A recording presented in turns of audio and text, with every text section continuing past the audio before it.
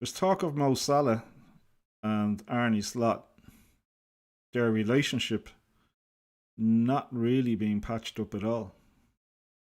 That the story being put out by look, the PR machine that, oh yeah, everything is grand, we've sorted it out, we've had a chat.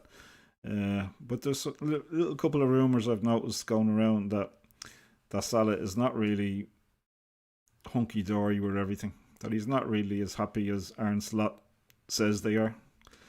And so I think Salah will go in the summer.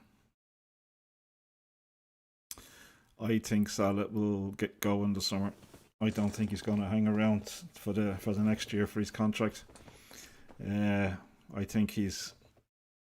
I'm not a body language expert by any stretch of the imagination. But what do you think of Salah's body language when he's playing football? He just doesn't look overly happy to me for some reason. I just don't. And I've no reason to think that other than from what I'm watching him and stuff.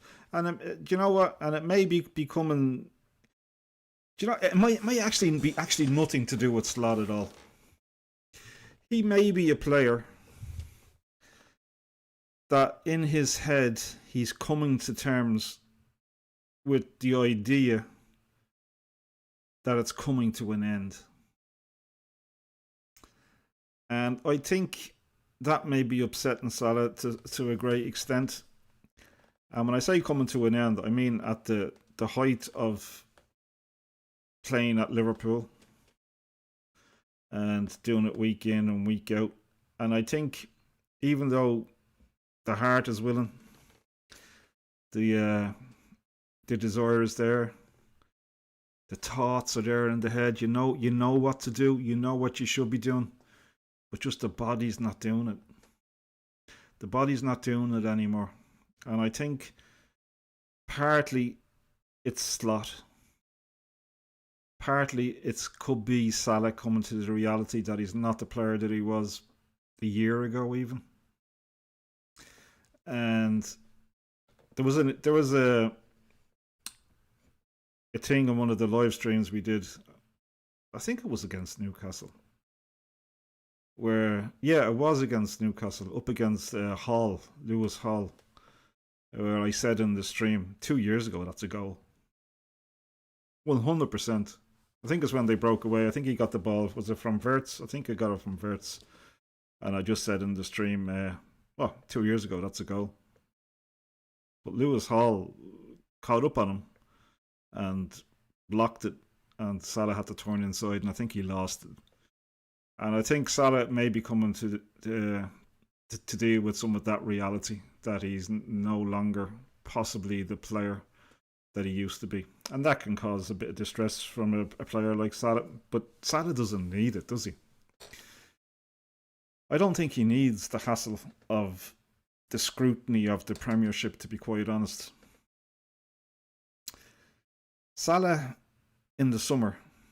This is what I'm predicting now, alright? And this video will be up here, and if I'm wrong, I won't tell anybody about it. But if I'm right, it'll be all over the place. I'll get it and rejig it and put it up in a little corner saying, listen, this is what I told you 6 months ago. I think Salah will go in the summer. I think Liverpool will be happy to let him go in the summer. I think Salah will be happy to go in the summer. Liverpool will get a little bit of money for Salah because of his last year. It won't be much. It'll be a little bit of money. Or it could be a lot of money because he's going to go and play in Saudi Arabia for a shitload of money. An absolute shitload of money. And that's why I say, does he actually need the hassle? Because over in Saudi Arabia, you know how they're going to treat Salah. You know how they're going to treat him. He's going to be treated like an Egyptian king. He's going to be treated like a king over in Saudi Arabia. Because I do not think that Salah has got the respect that he has deserved for the season that he's played in the Premiership, turning in magical numbers year after year after year. And guys, he's never even won a Ballon d'Or. Uh, I don't think he's actually even been nominated. Was he even nominated last year, or was it the year before? Yeah, I don't think he was even nominated. So yeah, I think Salah is probably had enough. He's coming to terms with the fact that he's not the player that he was, and he doesn't need it. He doesn't need it at all. He can go over to Saudi Arabia, earn a shitload of money, and be treated like a king. I think that's what will happen.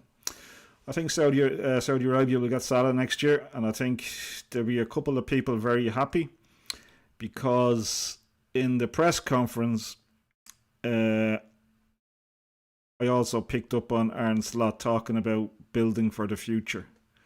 We're buying young players. We're buying players who are still young but a couple of years into their careers. Buying players that are going to bring Liverpool on for the next 6, 7, 8, 9 years type of thing. Because in 9 years, Leone, if he stays with Liverpool, he'll be only 28, won't he? Yep.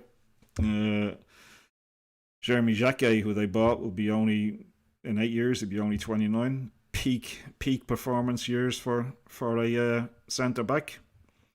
In 8 years, Kerkez will be what, 30? Is it? Is he 22? Then you have Frimpong, you have Wirtz. You're going to have all these players who are going to be in their prime in 5-6 years. And that's not to say they're not going to play well over the next 2 or 3 seasons, but in their prime, they're going to be they're going to be together for a while. They're going to be in their prime, and